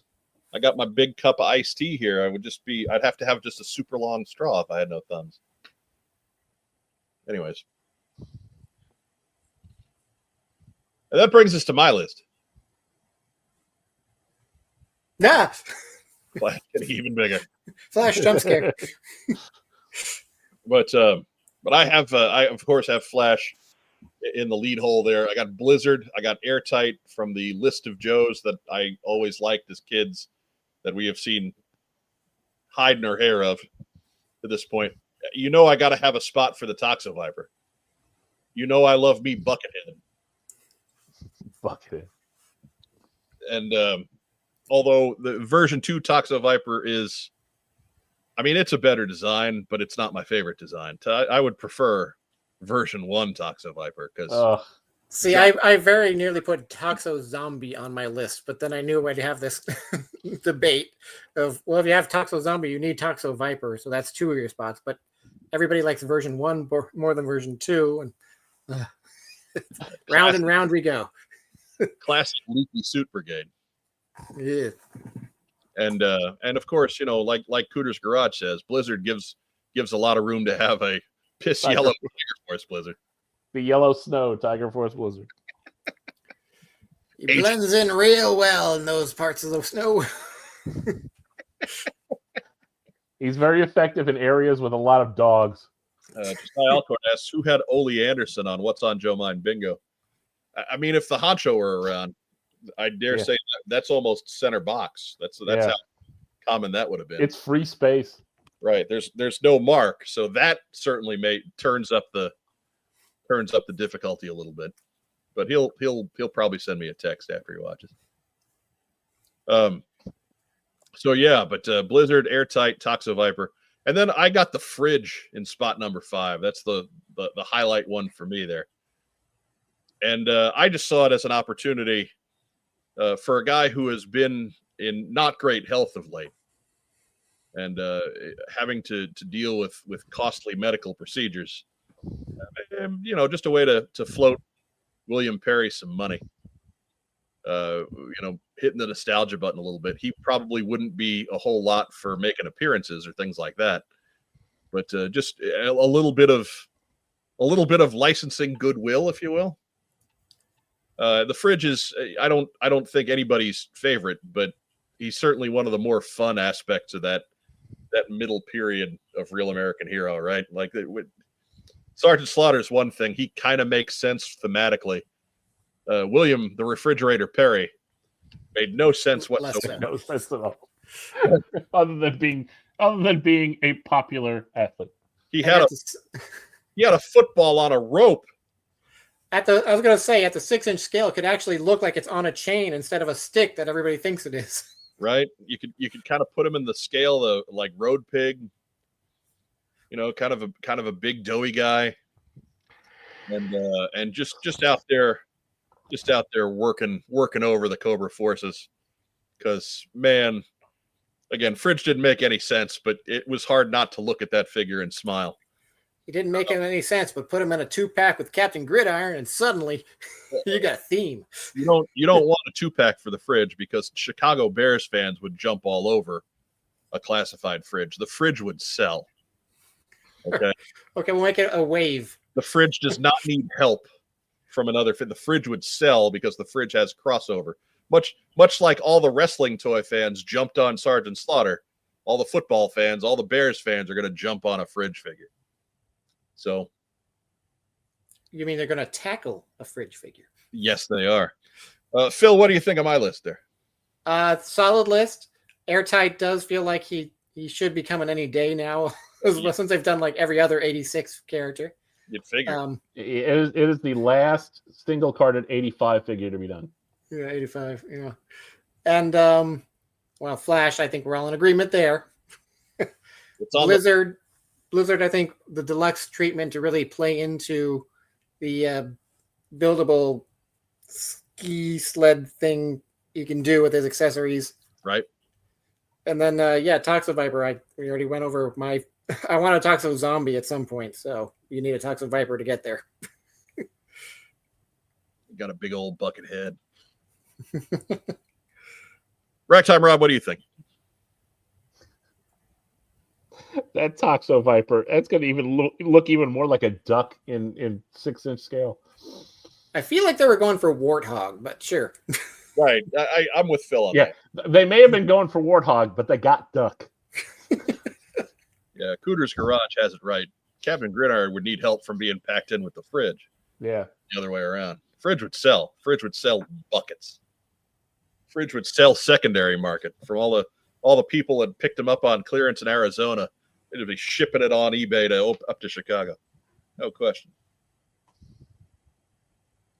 So I would be all about that. And again, he's kind of on hard times these days, the Fridge. I feel like you should still have to call a 900 number to be able to order him. Get that free certificate. Right. Certificate, and that way you're only using 4 flag points instead of 5. Yeah. Or was that Sergeant Slaughter? I don't It was both of them. They both had tickets rather than the flag points. You had to buy the figures that had the tickets. Yeah. And if you called the number, you could get them for 4 tickets instead of 5. Good Which, stuff. of course, that phone call probably on the 900 number probably cost you as much as a figure. So get the damn thing. Right, and 99 cents a minute or something. Yeah. But that's what we got there. There's no compilation list on this because there's only 3 of us and there's only 5, and so we're not giving you a definitive 5 person list. We just figured we'd let you get in on what's going on in each of our individual heads on this one. I mean, if I wanted to be totally unhinged, they'd all be armor tech figures. So, Doug Dello with an interesting take. I want a bunch of vehicle drivers and pilot 2-packs. We know we aren't getting some of these vehicles ever. Basically, I want a Strato Viper, but it would take any of the vehicle drivers we haven't gotten. That's not bad. Honestly, I'm surprised we haven't gotten a Viper pilot yet. Feels like an easy win for Hasbro. I thought that the Strato Viper would have been what they did with the Claw, because that's what they did with it in 25th anniversary. Yeah. I'm kind of glad they didn't, because that just kind of makes you look like oh. But right, but you knew a Night Raven wasn't coming, so yeah. I shudder to think what a HasLab Night Raven would cost. Honorable mentions is what Bart is asking for, and that's not bad. If you were going to extend it out to 6, Rob, who would number 6 be? I'm thinking then that might have been where I put either barrel roll or airtight. Okay, how about you, Phil? I'd probably want to look into more of the battle core designs. So, honestly, I love Star Brigade sci-fi over regular sci-fi. I think that's a really cool design. It's not a bad one. Sci-fi version 2 is okay, especially for late in the run when a lot of our crowd was kind of getting out. I just love also to see a whole run of all the different laser guns that were official. Dak Nomad said, "Wouldn't it be hilarious if they made Big Lob just to cut into most of the starting lineup sales after the fact?" They should have Don't started with the laugh. football figures. Don't laugh. They did it with Gambit. Okay. That Gambit 2-pack where he's playing basketball at Rogue. That's a starting lineup body, and it brings new definition to brutal chest cut. I heard the honcho cry out from here. Just standing on the porch, and it sounded like Mark in great pain. Yeah, like when Obi-Wan gets faint in the Falcon, just goes, I feel as if I feel as if 1,000 honchos have cried out, and there was suddenly silence.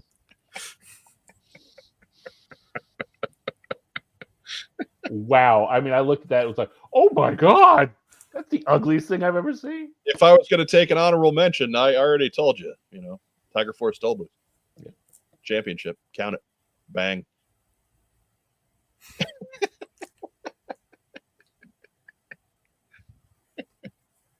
Look, I loved X-Men 97, right? I thought just a truly epic piece of animation, a great series. Can't wait for the second run. But yeah, making a figure out of basketball Gambit was Why unnecessary. didn't they at least give him the shirt? Unnecessary. And then when you saw the figure itself, oh boy. I mean, and then when you look at the other 2-packs they've done for X-Men 97, which are classic costume Wolverine and Storm. And classic costume Cyclops and Marvel Girl. You're just like, what the hell? we couldn't get a Nightcrawler and a Beast out of this, Right. Well, I mean, give it time.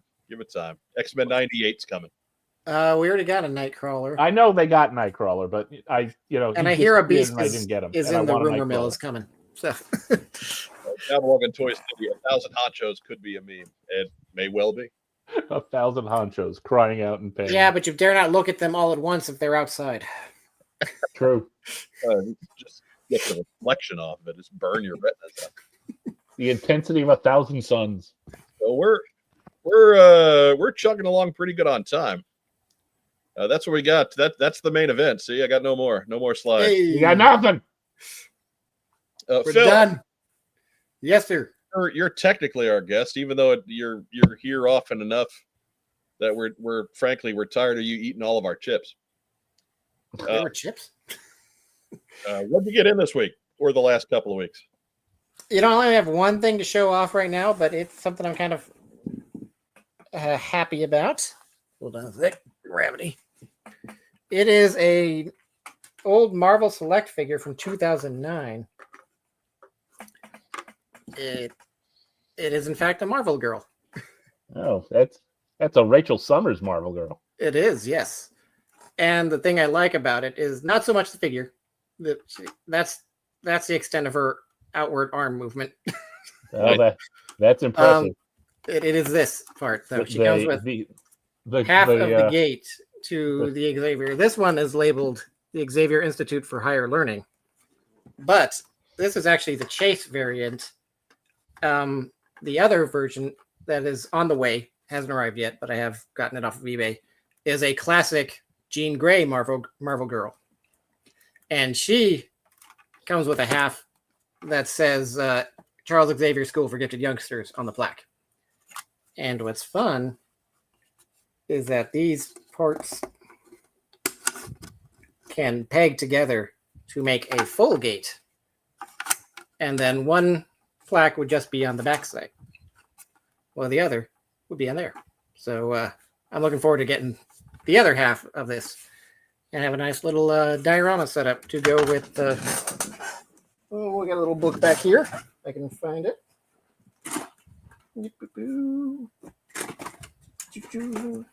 Compelling television here. Yeah. Make conversation. Blah, blah, blah, blah, blah, blah, blah. We're getting a beachhead tally. Take some pictures. I can't remember right now because like too much time has gone by. I need to fill everybody in before I bring that back as a regular segment. He's over 200. Too much time has gone by. Way too much time has gone by.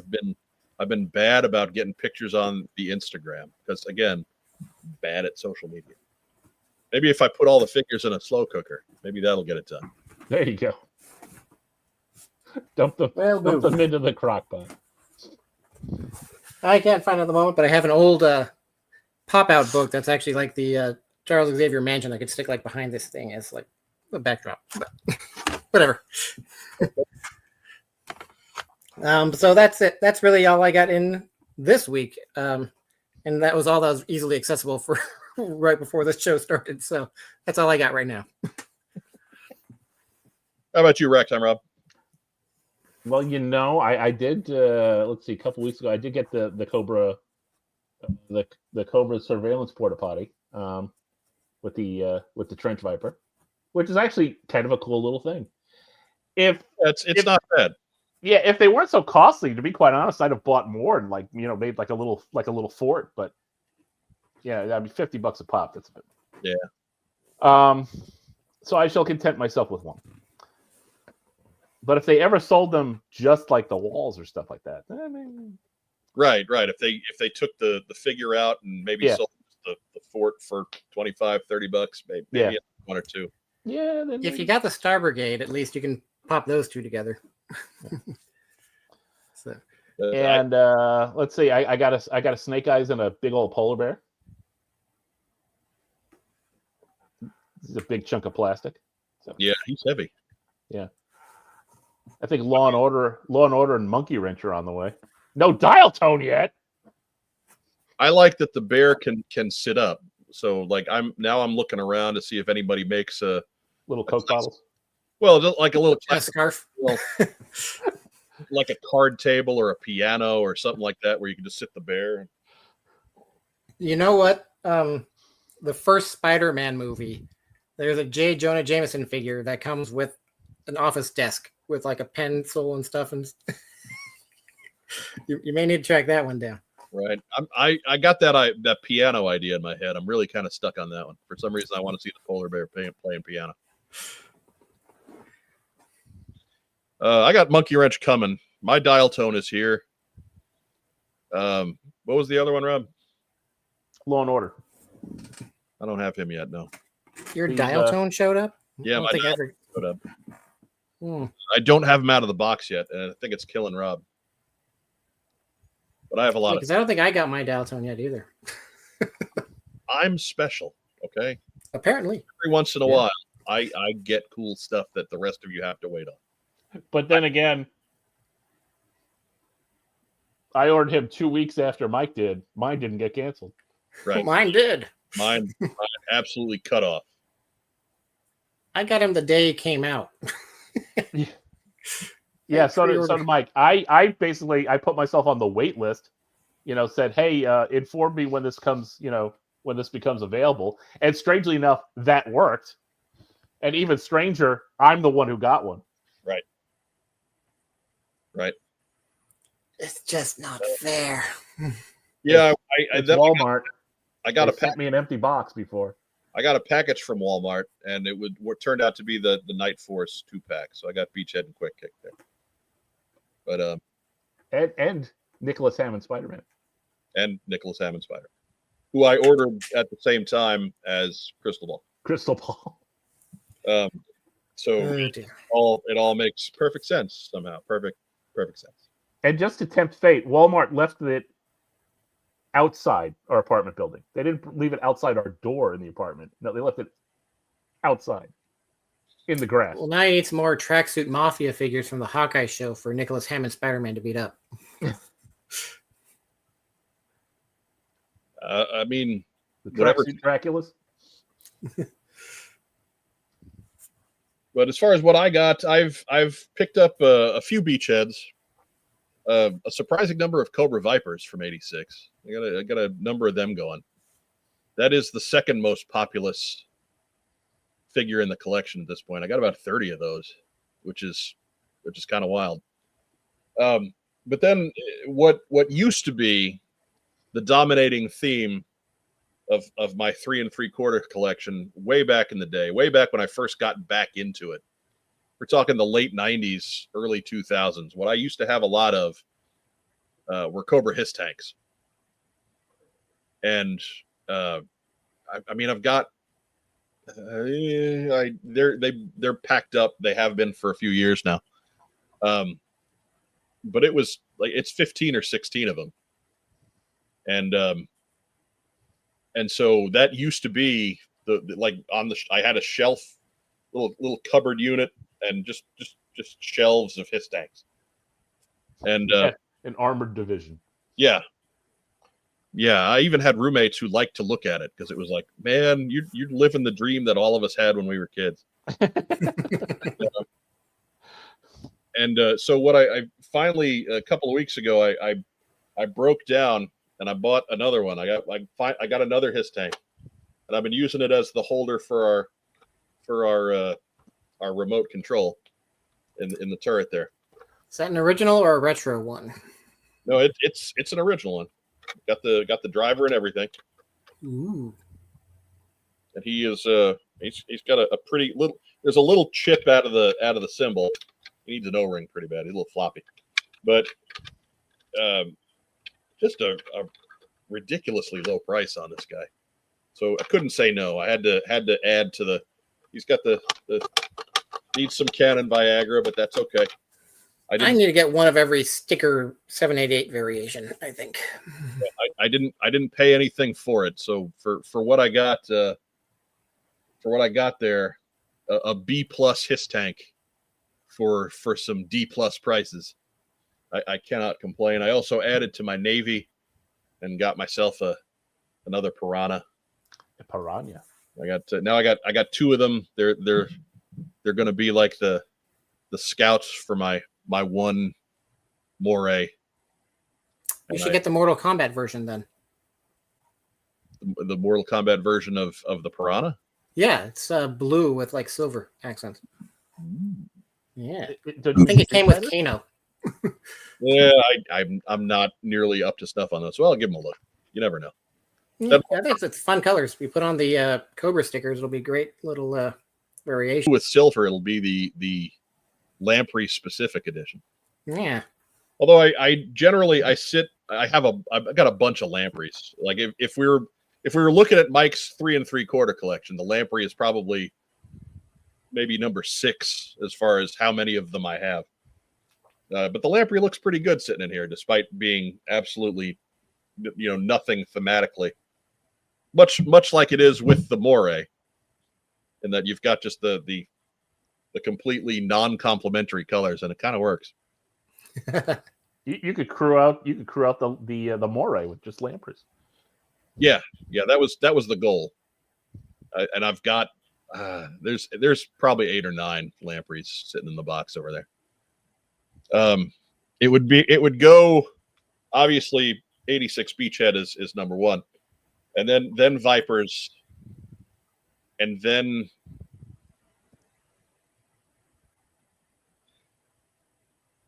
His drivers. It's a his drivers count. Yeah, definitely. And probably also close on Cobra blue shirts. Troopers. And then after that's probably, Lampreys and Buckethead Toxo Vipers are probably next. So Duckhead. All right, there you go. That's the Mortal Kombat one. That is kind of nice. Yeah. I'd forgotten about that guy. I don't have this stuff on instant recall like you do, Phil. Well, I may have gotten the driver wrong, so I apologize for that. But you and that's why we watch you and Patrick over there on Articulated Points. The driver was actually Gus. You guys have forgotten more about this stuff than I tend to have learned.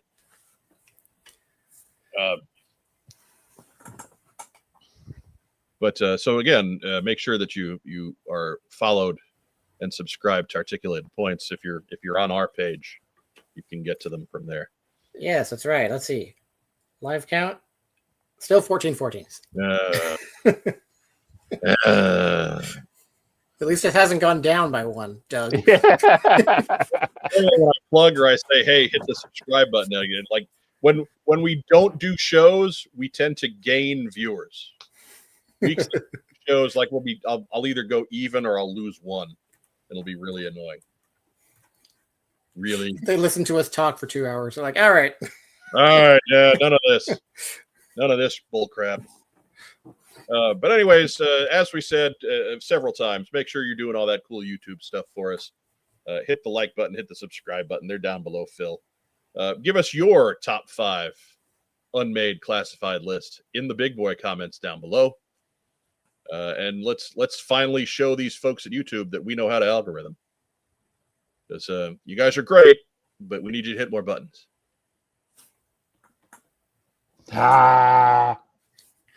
Just smack the screen generally. Shout outs, Phil Donnelly. Well, speaking of articulated points, we're going to shout out Patrick Stewart, who is my co-host on the Articulated Points podcast. He does some heavy lifting when I'm away, and we cover each other, make sure we got something going on. His most recent video is on 2 transforming robots put out by Takara that are not Transformers. So if you haven't seen that, take a look. And Actually, I did see that one.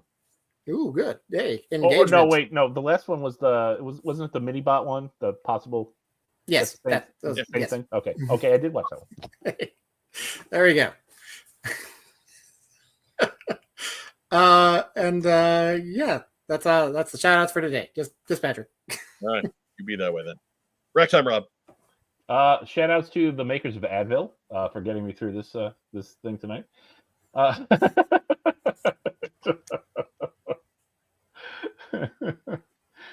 And shout out to Phil for, of course, you're coming on tonight, and to the studio audience. I will reiterate most of Racktime Rob's shout outs. I say screw Advil. When they bring up some sponsor money, then I will give them a shout out. We dare you, Procter and Gamble or whoever makes Advil. Bristol Myers Squibb, somebody. I don't know. I'm going to go look real quick. So you guys discuss amongst yourselves real quick. What's the one that was little, yellow, different? New print, little. Yeah. That one's not around anymore, is it? No, I don't think so. It was too different. People couldn't handle it. Yeah. My personal favorite is Excedrin, which was Robert Urich would say, would take care of your full-blown adult-sized bangaroos. Ah, wow. But we're a Tylenol household. We have we got that too. We have bullshit generic ibuprofen, so I can't tell you who brings you Advil. Yeah. Anyways, shout out to our wonderful friends and sponsors at Kokomo Toys. Real quick, we'll sing the theme song. Kokomo Toys. Kokomo Toys. To our audience, thank you so much for joining us week after week. We see a lot of the same names every time around. So despite what we do here, you keep coming back. And we appreciate you. If you're catching us on replay, we love you too. And we love you just as much. You count exactly the same. Just remember, whatever you're doing, again, buttons. Click things. Click buttons. They're already linked you to us for the rest of your natural life. You might as well just click buttons. Click whatever you want, just not that little X in the upper corner. Right, not that one, please, not that one. We also we've taken a hit on the coffee page of late. So if you've got a couple of bucks every month to help us keep the lights on, we would sure appreciate it. And also, if you are a coffee subscriber, make sure that your payment information is up to date, because we're waiting on a few of them. Credit cards expired. Oh God! Again, it is not exaggerating to say that despite even our meager budgets, we wouldn't do it without you. We couldn't do it without you. This is just the show has to pay for itself. And it's thanks to you guys that we do that, and we do that through coffee. You guys don't like coffee for whatever reason. We have another preferred crowdfunding type of apparatus. Let me know about it in the comments or send an email. We're always looking to expand and take options. We listen to our community. We've worked hard to build it, make you guys feel like your friends and your family. And it's serious. It's not just talk. So please, if you've got an idea on how we can run things a little bit better, I'm all ears. Just please not an OnlyFans. It'll be all my Real American Hero figures taking it off after hours. Technically, they've already got it off. But Lots of close-ups of Quick Kick. All right, I'm gonna get my floppy-waisted hiss driver here. It's gonna be so funny if that thing's just the legs just drop off right now. Anyway, before we get to monetize, Don't give it away for free, Mike. that's a little taste right there. We'll have to do Mike Nelson, Lord of the Dance. First sample's always free. Exposed O-rings. Oh, God.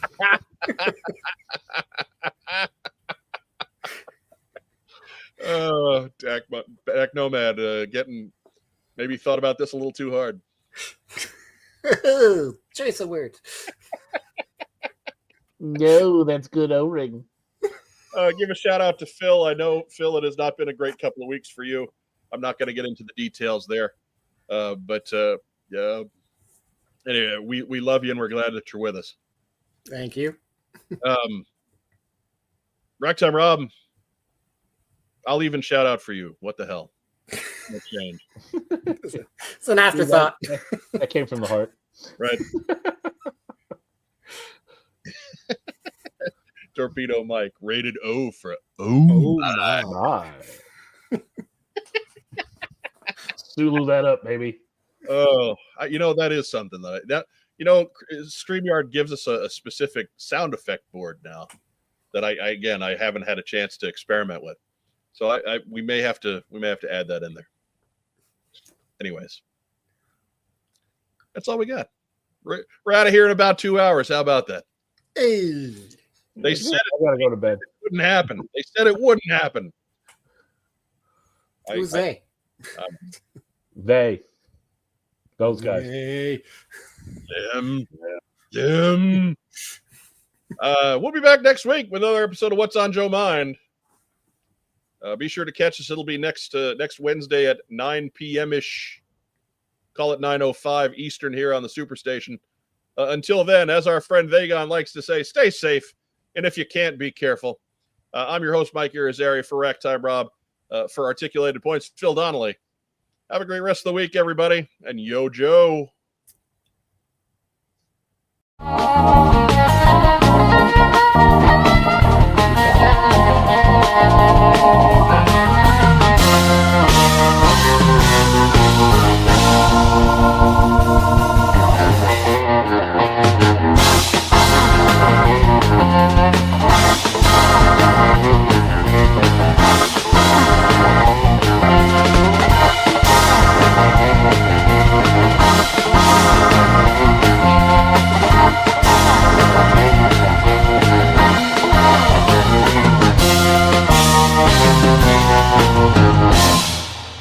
Thank you.